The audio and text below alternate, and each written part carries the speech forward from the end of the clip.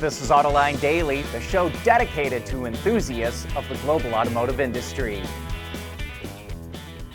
While the growth of EV sales are down in the U.S., hybrids are surging.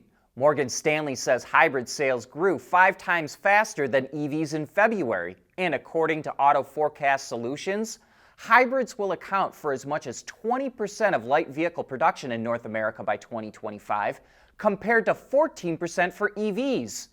Auto Forecast says the outlook for EVs has dropped by about 1 million units in the last year, while hybrids have grown by about the same amount. Part of the reason for the surge is that there's no longer a premium price for hybrids in some cases. For example, Ford is now charging the same price for an F-150 hybrid as a gas-only model equipped with a 3.5-liter EcoBoost engine. Because of that, Ford expects to double the share of F-150 hybrids to 20% of sales this year.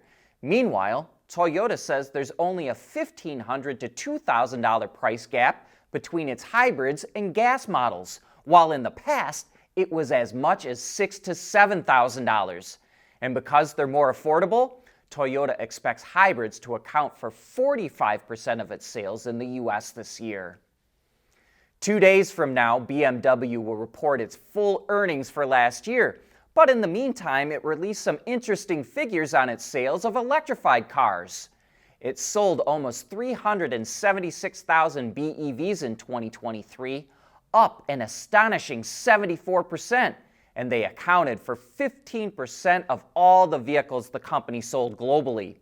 It sold over 190,000 PHEVs, and so its total electrified sales combined were up a solid 30%.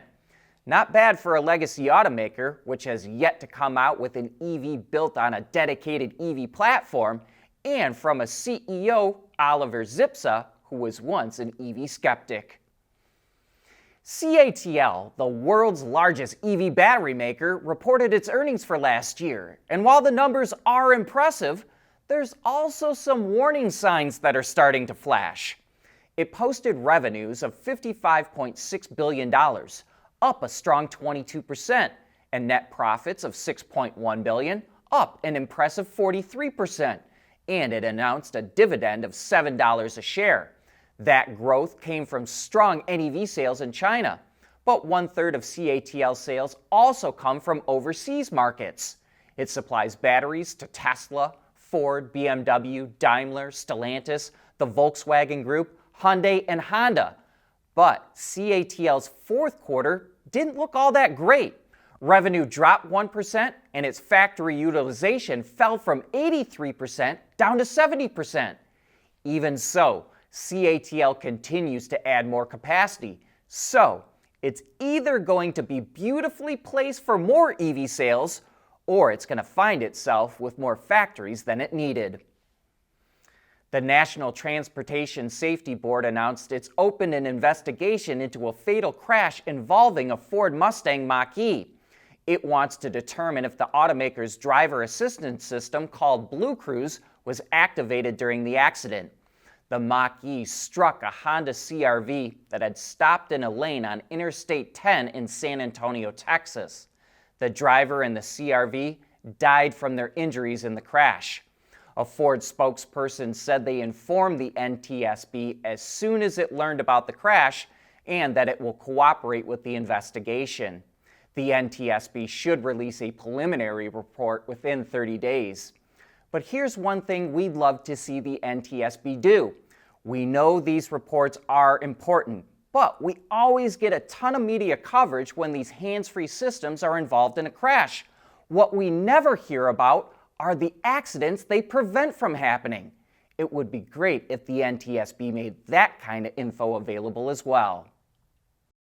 We want to know what drives your testing. OTA, connected car, diagnostics, remote testing. Intrepid Control Systems is here to help you work from anywhere. Intrepid Control Systems, driven by your data. The billionaire who founded Vietnamese EV startup VinFast, Pham Nhat Vuong, sorry if I mispronounced that, is trying to create what I would call his own little automotive empire. On top of VinFast, He also created his own taxi company in Vietnam called Green SM, and now he's going to build out a global EV charging network called vGreen. The company will invest about $400 million over the next 2 years to expand its charging stations. But so far, VinFast has been very reliant on these other operations. vGreen will take over the EV startup's current charging network. It will only open new stations in key markets where VinFast sells cars, and it will only consider opening up the network to other brands after 5 years. Also, last year it sold nearly 35,000 EVs, but over 70% of those sales went to the founder's Green SM taxi company. So it's going to need to attract some new customers in order to stick around for a long time. And here's several examples of how hyper-competitive the Chinese car market is. Xpeng is going to launch a new entry-level small car brand for global markets, which it says will happen soon. The vehicles will be priced between roughly $14,000 and $20,000, feature AI and varying levels of smart driving tech. But here's the thing. Despite being a well-known name, Xpeng only sold a little more than 141,500 vehicles last year, which missed estimates by about 60,000 units, and experts question if it can even maintain its current sales rate and improve profitability. Yet despite all that, it's still trying to expand, and the pricing war has moved on from just pure electric cars. BYD has started slashing the prices of its PHEVs as well. Reuters reports it cut the starting price of its Seal DMI sedan, which debuted as the Destroyer 07, by over 11%, which would bring its starting price down to just over $20,000. And even though we keep seeing price cuts and talk of new low-cost brands, more companies are entering the market. Phone-turned-automaker Xiaomi is kicking off deliveries of its first EV in China. As we reported recently, it formed a joint venture to make batteries with CATL, and it says it will take orders for its cars at some of its existing stores. India just approved a new policy to help lure EV manufacturers into the country, specifically Tesla. India is lowering import taxes for electric vehicles as long as the company invests at least $500 million and starts domestic production within 3 years. India currently imposes a tax of 70 or 100% on imported EVs, depending on their value. Under the new rule, automakers can import up to 8,000 EVs a year that cost $35,000 or more at a tax rate of 15%. Tesla wants to jump into the Indian market, but the government wants a commitment for local manufacturing first. Last year, it was reported that Tesla offered to produce its upcoming entry-level model as long as India cut taxes on EV imports.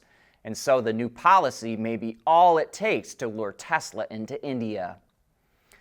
There's been a ton of negative news in the media about electric vehicles lately, that sales are falling and that no one wants them. But is that negative news really having an impact on what the general public thinks about them? On Autoline After Hours last week, we had Casey Boyce from a company called Escalent that does a lot of consumer studies. And here's what he had to say. We ran a study actually at the end of last year because, as we all know, the industry press was talking about, oh my gosh, EVs are never going to sell. The days of growth are over. The sky is falling. And we wanted to see whether consumers were picking up on that, right? Like we're all talking about it. Right. And what we found is consumers weren't seeing it. So, 42% felt like EVs were moving in a positive direction. You had another 30 or 40% that were saying, they're kind of the same way that they were, and only a few that were saying that they're moving in a more negative direction. Consumers were saying automakers are selling as many as they can make. Automakers are making a profit on every EV. All of these things, we can dissect a little bit in terms of whether it's true or not. But in terms of the consumer psyche, they're kind of looking at it and saying, yeah, no, it's kind of full steam ahead here. That show has a ton of great insights into what consumers think about electric vehicles, which is why we titled the show, Who Will Buy EVs and Who Will Not? And we have another great show coming up this Thursday when Mickey Bly, the head of global propulsion systems at Stellantis, will be on the show. We'll get into a bunch of things with him, but especially that range extender that they've developed for the Ram pickup. So don't miss out on it. But that brings us to the end of today's show. Thanks for making Autoline a part of your day.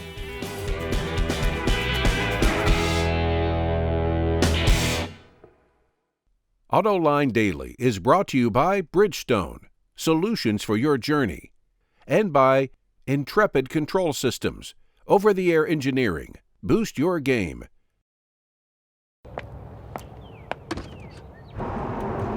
When the peace and quiet of your morning commute is as comforting as your morning macchiato. That's what really matters. Bridgestone Turanza EV tires. Less noise for more quiet comfort.